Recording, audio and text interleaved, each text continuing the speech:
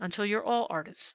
Quick to see drama because you've lived in it, emotional, oversensitive, cringing or swaggering, high-strung, demonstrative, affectionate, generous. Maybe they're right. Perhaps it isn't a race. But what do you call the thing, then, that made you draw me as you did that morning when you came to 10 o'clock Mass and did a caricature of me in the pulpit? You showed up something that I've been trying to hide for 20 years, till I'd fooled everybody, including myself. My church is always packed. Nobody else there ever saw it. I'll tell you, Fanny, what I've always said. The Irish would be the greatest people in the world, if it weren't for the Jews. They laughed together at that, and the tension was relieved. Well, anyway, said Fanny, and patted his great arm, I'd rather talk to you than to any man in the world. I hope you won't be able to say that a year from now, dear girl. And so they parted. He took her to the door himself, and watched her slim figure down the street and across the ravine bridge, and thought she walked very much like her mother, shoulders squared, chin high, hips firm. He went back into the house, after surveying the sunset largely, and encountered the dour Casey in the hall. I'll type your sermon now, sir, if it's done. It isn't done, Casey, and you know it. Oh, Casey! I wish your imagination would supply that brogue, because it was such a deliciously soft and racy thing. Oh, Casey, Casey, you're a better priest than I am, but a poorer man. Fanny was to leave Winnebago the following Saturday. She had sold the last of the household furniture, and had taken a room at the Haley House. She felt very old and experienced, and sad. That, she told herself, was only natural. Leaving things to which one is accustomed is always hard. Queerly enough, it was her goodbye to Aloysius that most unnerved her. Aloysius had been taken on at Gerritson's, and the dignity of his new position sat heavily upon him. You should have seen his ties. Fanny sought him out at Gerritson's. It's floor manager of the basement I am, he said, and struck an elegant attitude against the case of Mrs. Ready-to-Wear coats. And when you come back to Winnebago, Miss Fanny, and the saints send it be soon, I'll bet you'll see me on the first floor, keeping a stern but kindly eye on the swellest trade in town. Every last thing I know I learned off your poor ma. I hope it will serve you here, Aloysius. Serve me? He bent closer. Meanin' no offense, Miss Fanny. But say, listen, once that you get a Yiddish business education into an Irish head, and there's no limit to the length he can go. If I ain't a dry goods king by the time I'm 30, I hope a packing case'll fall on me. The sight of Aloysius seemed to recall, so vividly, all that was happy and all that was hateful about Brandeis' Bazaar, all the bravery and pluck and resourcefulness of the bright-eyed woman he had admiringly called his boss, that Fanny found her self-control slipping. She put out her hand rather blindly to meet his great red paw, a dressy striped cuff seemed to make it all the redder, murmured a word of thanks in return for his fervent good wishes, and fled up the basement stairs. On Friday night, she was to leave next day, she went to the temple. The evening service began at 7. At 6:30, Fanny had finished her early supper. She would drop in at Dr. Thalmann's house and walk with him to temple, if he had not already gone. Nein, Herr Rabbi ist noch hier, sure, the maid said in answer to Fanny's question. The Thalmanns had a German maid, one Minna, who bullied the invalid Mrs. Thalmann, was famous for her cookies with walnuts on top, and who made life exceedingly difficult for unlinguistic callers. Rabbi Thalmann was up in his study. Fanny ran lightly up the stairs. Who is it, Emil? That Minna. Next Monday her week is up. She goes. It is I, Mrs. Thalmann, Fanny Brandeis. Na, Fanny, now what do you think?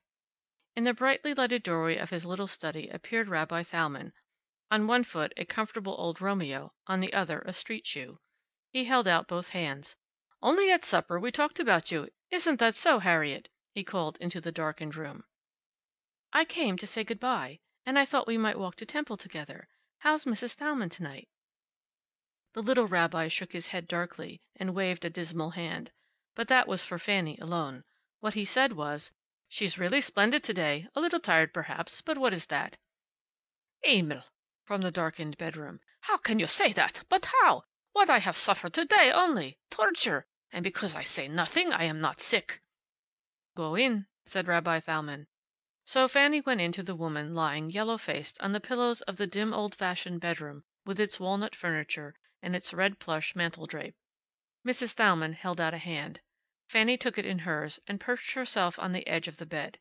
She patted the dry, devitalized hand and pressed it in her own strong, electric grip. Mrs. Thalmann raised her head from the pillow.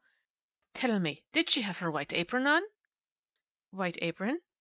"Minna, the girl." "Oh." Fanny's mind jerked back to the gingham-covered figure that had opened the door for her. "Yes," she lied, "a white one, with crochet around the bottom. Quite grand." Mrs. Thalmann sank back on the pillow with a satisfied sigh. "I wonder." She shook her head. "What that girl face alone when I am helpless here." Rabbi Thalmann came into the room, both feet booted now, and placed his slippers neatly, toes out, under the bed. "Ach, Harriet, the girl is all right. You imagine. Come, Fanny."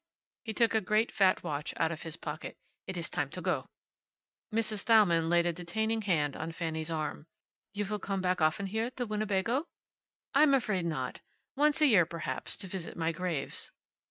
The sick eyes regarded the fresh young face. "Your mother, Fanny, we didn't understand her so well here in Winnebago among us Jewish ladies. She was different." Fanny's face hardened. She stood up. Yes, she was different. "She comes often into my mind now, when I am here alone, with only the four walls. We were ever doomed, we women. But how doomed! She was too smart for us, your mother. Too smart. Und eine sehr brave Frau." And suddenly Fanny, she who had resolved to set her face against all emotion, and all sentiment, found herself with her glowing cheek pressed against the withered one, and it was the weak old hand that patted her now. So she lay for a moment, silent. Then she got up, straightened her hat, smiled. "Auf Wiedersehen," she said in her best German, "und gute Besserung." But the rabbi's wife shook her head. "Good by." From the hall below Doctor Thalmann called to her. "Come, child, come." Then, "Ach, the light in my study, I forgot to turn it out. Fanny, be so good, yes?" Fanny entered the bright little room, reached up to turn off the light, and paused a moment to glance about her. It was an ugly, comfortable, old-fashioned room that had never progressed beyond the what-not period. Fanny's eye was caught by certain framed pictures on the walls. They were photographs of Rabbi Thalmann's confirmation classes. Spindling-legged little boys in the splendor of patent leather buttoned shoes, stiff white shirts, black broadcloth suits with satin lapels, self-conscious and awkward little girls, those in the minority, in white dresses and stiff white hair bows. In the center of each group sat the little rabbi, very proud and alert. Fanny was not among these. She had never formally taken the vows of her creed.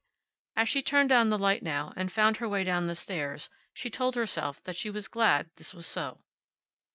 It was a matter of only 4 blocks to the temple, but they were late, and so they hurried, and there was little conversation. Fanny's arm was tucked comfortably in his. It felt, somehow, startlingly thin, that arm. And as they hurried along there was a jerky feebleness about his gait. It was with difficulty that Fanny restrained herself from supporting him when they came to a rough bit of walk or a sudden step. Something fine in her prompted her not to, but the alert mind in that old frame sensed what was going on in her thoughts. "He's getting feeble, the old rabbi, hm?" "Not a bit of it. I've got all I can do to keep up with you. You set such a pace." "I know, I know. They are not all so kind, Fanny. They are too prosperous, this congregation of mine. And some day, off with his head. And in my place there will step a young man with eyeglasses instead of spectacles. They are tired of hearing about the prophets. Texts from the Bible have gone out of fashion. You think I do not see them giggling, hm? The young people? And whispering in the choir loft? And the buzz when I get up from my chair after the second hymn? Is he going to have a sermon? Is he? Sure enough. Nah. He will let them sit up, my successor. Sex sermons. Political lectures. That's it. Lectures. They were turning in at the temple now. The race is to the young, Fanny, to the young. And I am old. She squeezed the frail old arm in hers. "My dear," she said. "My dear." A second breaking of her new resolutions. One by one, 2 by 2, they straggled in for the Friday evening service, these placid, prosperous people, not unkind, but careless, perhaps, in their prosperity. "He's worth any 10 of them," Fanny said hotly to herself, as she sat in her pew that, after tomorrow, would no longer be hers. "The dear old thing. Sex sermons. And the race is to the young. How right he is. Well, no one can say I'm not getting an early start." The choir had begun the first hymn when there came down the aisle a stranger. There was a little stir among the congregation. Visitors were rare. He was dark